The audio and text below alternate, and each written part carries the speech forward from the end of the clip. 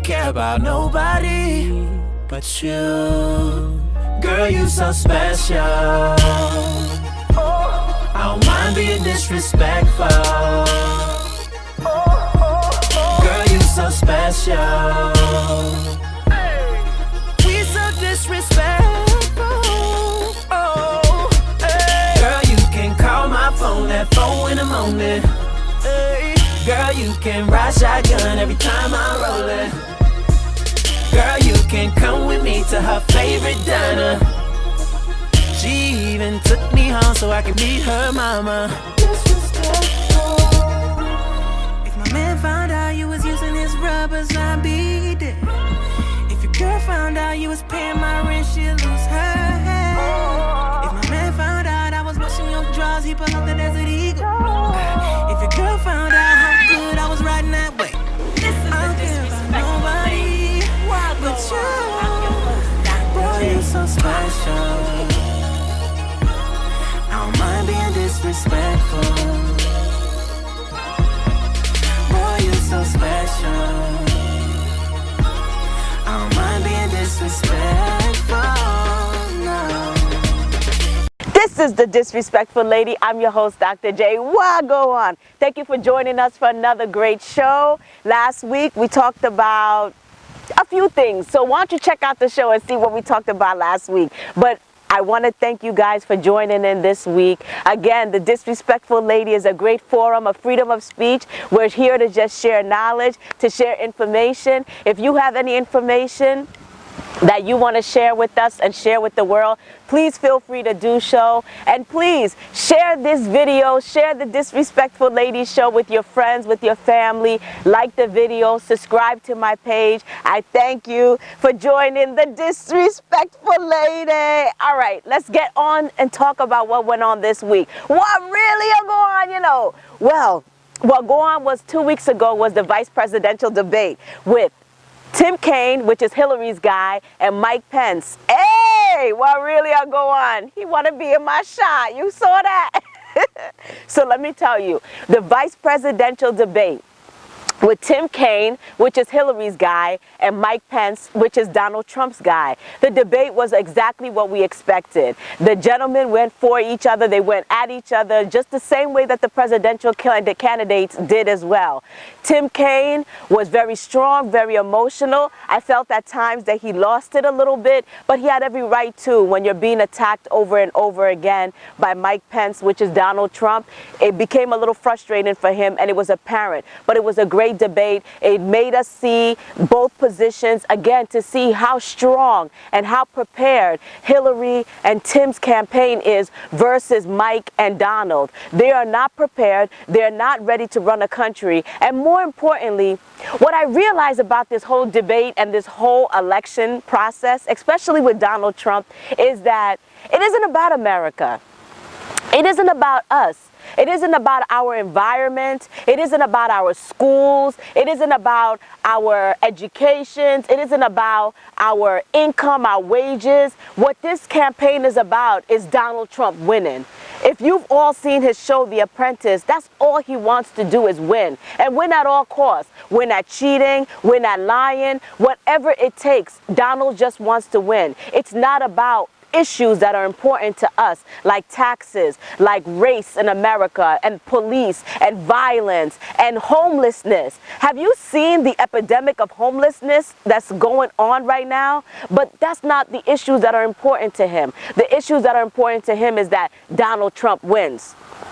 That leads me to go into the presidential debate number 2, which took place also. It was more of a townhouse forum where people were asking questions. At least they should have been able to. I thought it was a little rigged. I didn't like the questions, the way they were being delivered. I've watched town hall meetings, and more so where people are free to just, hey, you know, my name is Jane and I waitress and I'm only making X amount of dollars and I'm struggling with daycare, and you know, the candidates will say, well, Jane, you know, I feel your plight. But it seemed a little set up to me where these the audience were asking questions that were already prepared, and it didn't hit home for me. I didn't appreciate that forum as much. Maybe many of you did, but I didn't. But what I did notice was Donald Trump literally was hovering over Hillary Clinton. He looked like he was about to pounce on her. He called her names as he does in all the debates. He even threatened to throw her in jail and arrest her if he gets elected as president. I mean, it goes back to the same thing, the temperament of Donald Trump. Is this the kind of man that we would want for our leader? Is this the kind of presidential candidate? He is not presidential material, and the world is really laughing at America right now. We need to stop and take a look. The world is laughing at us. We are the laughing stock of the world right now because of Donald Trump. And the consensus that I get is this: it's the lesser of the two evil. We have to choose. This is the first time that no one cares for either candidate, and people are genuinely thinking about not going out to vote because neither candidate is appealing.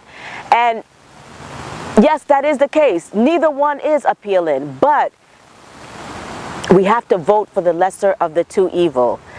If Donald Trump gets into power, we don't know what's going to happen to America, because only person Donald Trump is worried about again is Donald Trump. Donald Trump wants to become president so that Donald Trump can become president. And all the perks and benefits of becoming president, that's what Donald Trump wants. Donald Trump has no interest in you or I or America, period. And the sooner we all understand this and get up, get out and go vote, the better for us. This is the Disrespectful Lady. I'm your host, Dr. J. What really are going on? Talking about debate. We're talking about going out there, getting up and voting. We're talking about trying to save America. And the debate, again, was really amazing, phenomenal. Again, it showed us the differences in these candidates. And if you don't see that you got to get out there and let your voice be heard, then don't complain when whatever happens, happens. But one of the issues that I wanted to touch on was a lot of different things came into light in regards to Donald Trump, the way he feels about women, his vulgarity and his crassness and the way he speaks of us. And it's sad and it's unfortunate because as a man, you come from a mother. You have sisters, you have daughters, you have a wife, and you should really respect and honor women a lot more than he does. And for this to be the candidate that we have to choose from is unfortunate. A lot of different things have come into light about different wordings that he's used, the PU, you know why, that he's mentioned as to grabbing women, because when you're rich, this is how you could grab women. And even another thing came out about him telling a 10-year-old girl, hey, I'll see you in 20 years. This is not the action of a noble man. This is not the way I would want to be represented. This man, the way he moves, the way he speaks, again, it all goes back to temperament. He does not have the temperament to run a country, and it's very unfortunate. What I am grateful for is, if any of you are out there today watching, I had to leave the house just to come and shoot, but Michelle Obama, the First Lady, she is out there speaking up against all of this vulgarity and all of this nonsense that Donald Trump is spewing out. She is getting up and becoming the voice that we need for women, for everyone, for this nation. Someone needs to stand up and say something. And big ups to Michelle Obama for being so passionate, and again for being so eloquent in her delivery, so classy and so beautiful in the way she just really exemplifies class and elegance, but to show us and to tell us what this man is. Because what Michelle says is, when they go low, we go high. And you know what? Michelle Obama just went high with her beautiful speech on CNN. I hope you guys tune in, take a look, go back, Google, YouTube it, find it, watch it, support Michelle Obama in her endeavor, because this situation with Donald Trump is serious. It's vote or die. This is our life. This is our America. Fight for it. Get up, get out, and vote. It's the Disrespectful Lady. I'm campaigning for Hillary Clinton all day. Mwah. Listen, it's the Disrespectful Lady. I'm your host, Dr. J. Wagwan. You know Wagwan? Wash your hands, people. It is winter time. We about to go into germ season, and I need you all to help this world. Wash your hands, because we all have to go after each other, whether it's going after you on the bus, the train, opening the door. We need to be vigilant. We need to go hard. Wash your hands. It's the Disrespectful Lady. I'm your host, Dr. J. Yo, I'm just trying to keep us all healthy. Seriously, something small like washing your hands, especially after you use the bathroom, can help save us all. You know what I noticed? Kids will be quicker to go and cough into their elbows before adults would. Cough into their hands. Cover up when you're sneezing. My God, you're in a room with people and we're all subjected to whatever germs you have. So be mindful. You're coughing. Okay, cough, we know, we all got to do it, but cough in your hands, make sure you wash your hands afterward, and be mindful. Just keep your hands clean, wash your hands clean. Small tips that can keep us all healthy and keep you healthy and keep you germ-free, cold-free, flu-free. It's the Disrespectful Lady. I'm your host, Dr. J. Wash your hands. So listen, I know many of us love those hand sanitizers. I see y'all on the buses, the trains, everywhere, squishing, squishing. But you know, I'm old-fashioned, and there's nothing like soap and water. So when you have to use the hand sanitizers and you're out and about, yes, I get it. But the best thing is soap and water when you can. So if you're able to, make sure you use soap and water, because at the end of the day, those hand sanitizers, they dry out your hands, they dry out your skin, they rob your body of moisture. So it's a temporary fix. But soap and water will keep you right along the way. It'll keep you going right down the road. It'll keep you cleaner. It'll keep the situation right. Soap and water, honestly, is the best solution when you can. And I know we all don't have the option all the time, but when you can, be mindful. Use the sink, soap and water. It's the Disrespectful Lady. Wash your hands. It's the Disrespectful Lady. I'm your host, Dr. J. Let's talk about Hollywood news. Hollywood. Hey, Hollywood. Okay, Hollywood is all about Kim Kardashian. It ain't a show unless you mention the Kardashians, so I gotta mention the Kardashians. Kim Kardashian got robbed in Paris about 2 weeks ago. 5 armed gunmen came in, tied her up, gagged her. Disgusting. It's unfortunate. My heart goes out to Kim Kardashian and her family, because no one deserves to be violated like that. No one deserves to be subjected to that kind of terror. And she must have been horrified, being tied and gagged. She has 2 children. They got away with about $10 million worth of jewelry. So they say about $4.5 million was on her finger from a ring, and the rest was borrowed jewelry. This really brings me to a point about social media. When is too much too much? And the only reason these robbers found her was because she was on her Snapchat. Now, Kim made all her money through Instagram, Snapchat, social media. This is what made Kim Kardashian famous. So it's really unfortunate, because what brought her fame is also the thing that might bring her demise. We all need to be mindful. Social media is a wonderful tool these days, but it shouldn't allow you to make yourself she made herself a subject. She was able to be a target, I should say. She became a target, and they were able to target her through the social media, because it was the Snapchat that allowed them to know exactly where she was, what hotel she was at, and come and get at her. Kanye actually had to stop a concert. I'm sure many of you have seen it. My point here is this: when is too much too much? When is revealing too much too much? I see a lot of people on social media. She's very comfortable with her body. Hooray for her. But yet and again, this is too much exposure. You're showing too much. You're giving too much information. Some of us need to keep our children off of these social media. When is too much too much? Listen, comment in, share with me how you feel. It's the Disrespectful Lady. I'm just saying. Letting the world know where you are and letting the world know that you got $10 million worth of jewelry on at that moment might subject you to be got at. You understand? Kim, you need to be more mindful. And I know that this situation has actually opened up her mind and her family and everyone to the danger of social media and what really can happen, the ramifications of what can happen when you expose yourself. She is overexposed. Again, this does not excuse what happened. I think it's the worst form of violation. I think it is the worst form of disrespect, and it's very unfortunate. Kim Kardashian, good luck to you and your family. I wish you nothing but the best. Some people think it's a hoax, and if it is, it's unfortunate that you would do something like this to get money, because it's not worth it, because she's still looking for money to do her post-traumatic interview rather than just come out and say, hey, this is what happened, but she's looking for money. So at the end of the day, listen, Hollywood got it better than us all day, and there's not much we could do anyway. Listen, she got robbed for 10 mil, right? The insurance is about to give her a check for that 10 mil. And then she's going to do post-traumatic interviews requesting 10 mil. So she done double her money in this instance, and the rest of us are still sitting here saying, what? You know, at the end of the day, this is it.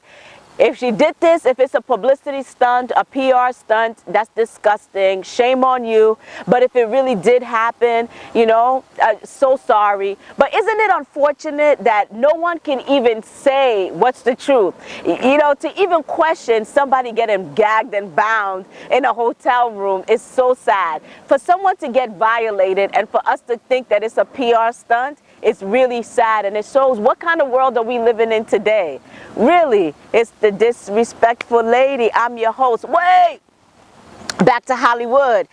This I have to share. You all know Tamar Braxton, the sister of Toni Braxton, the singer. They have the Braxton family, Braxton Values on TV. Tamar Braxton was on The Real. That was the show with the 5 women. They just kicked off homegirl off the show. Her husband was a producer. They fired the 2 of them. I'm sure they saved a lot of money, but they got rid of the Tamar Braxton. And since they thought, you know, and don't get me wrong, Tamar's mouth is a little extra, but what can I really say? Look at my mouth and look at all I gotta say. But really, Tamar is the ultimate. She says what she wants to say, and I think part of that is being a young girl, growing up in a rich family, in the public eye. She didn't really get the she's not normal. She's not like us. Tamar is different. She comes from a different lifestyle, a different life. And for that, I think she's a little entitled and a little spoiled. And it comes across when she's talking. It comes across in her attitude and her demeanor.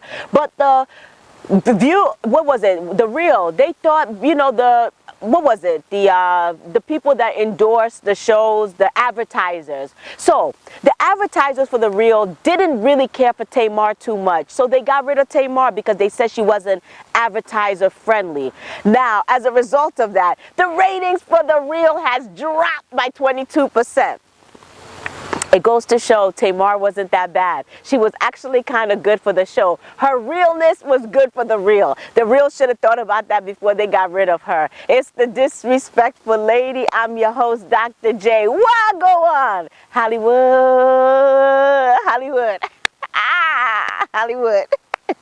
Another show that we got go on is What Really Go On. What go on? What go on is the first African-American Black Museum in Washington, D.C. is popping. It's finally up and open. I'm excited for my people. It took the act of Congress in 2003 to pass an act to get them to open this museum, to show Black people that we have been contributing to this society, that we do matter, that they do value us, that we are contributing members to the American society and American culture, that it's our Black ancestors, that slavery built America, and they gave us some recognition. So all I can say is, my people, get up, get out there and go visit the museum. Take your children. All people need to go out there and see, because I think that white, Black, we can all see the value in African Americans, and maybe this can shed some light into all that is going on with white privilege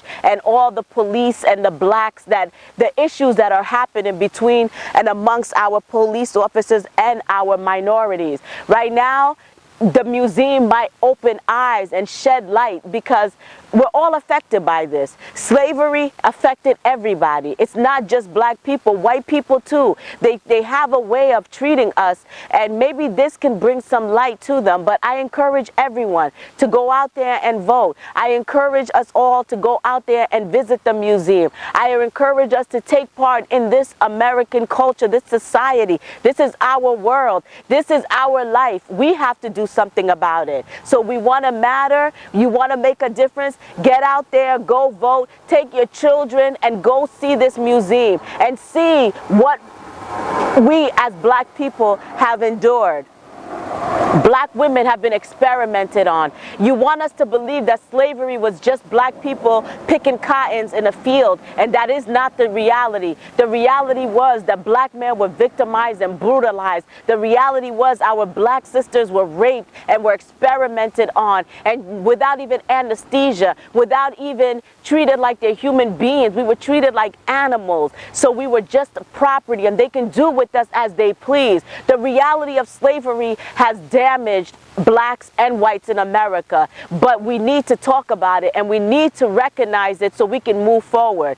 It has affected everybody, and we all as people need to deal with it and address the issue. It's the Disrespectful Lady. Again, the first black African-American museum, Washington, D.C., right by the Washington Monument. They put, it's grand, it's huge, it's beautiful. And I cannot wait for us to go out there and visit, and I encourage you all to go out there and visit. It's like knowledge is power. So go out there and educate yourself about your culture. A lot of us as African Americans don't know where we come from. We were robbed of our past. So this might help some of us.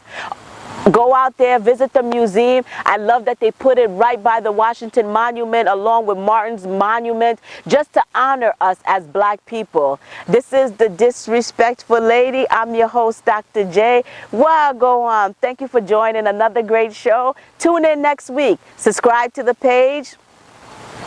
Share with a friend. And listen, we're here trying to, let's change the world. That's what we're here to do. Let's change the world together. Let's change the world one person at a time. But let's be more vigilant. Focus. Focus, my people. Focus. Put down your phones. This epidemic of distracting driving is out of control. People, pay attention. Save your own life. Pay attention when you're walking across the streets, when you're walking, when you're driving, with whatever you do. This generation, this society needs to pay attention. We have all of these gadgets in front of us, but we are the most tuned out. And this is what they use to take advantage of us, because they know that we're tuned out. They feed us a bunch of nonsense, tune you out from the reality of what's really going on, and then they're able to do whatever they want with this world. Care about your world, your environment, care about your schools, care about your education, care about what's happening. Be mindful of a homeless person sitting on the streets. You know what I want to comment, and let me end the show with, is we're living in a world of desensitization. It's like seeing somebody on the streets nowadays has no effect on anybody. Seeing a homeless person does nothing to people. We just walk past them. Some of us jump over them to go down the stairs. And this is really unfortunate. The world we're living in, care more about it. Sensitize yourself.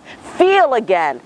I was saying something about watching, me and Jen Holland were talking about what goes on the news every night, 10 p.m. Have you seen Lisa? No, nobody ain't seen Lisa. Lisa done went missing for how long? And it's so sad and unfortunate, but we just don't care anymore. Nobody feels anything. It's like every day, 365 days a year, somebody goes missing. It's crazy. Children are going missing. No one knows where Lisa is. No one cares. And more sad is they never find Lisa. Have you ever seen the news say, hey, we found Lisa? No, because somebody done took Lisa and ran up out the country, and it's sad. But we're living in a desensitized society, civilization world. We don't feel anymore. We don't care that somebody just got murdered. Somebody gets murdered every day. That is not normal, nor is it okay. But we live in like This is the world we living in.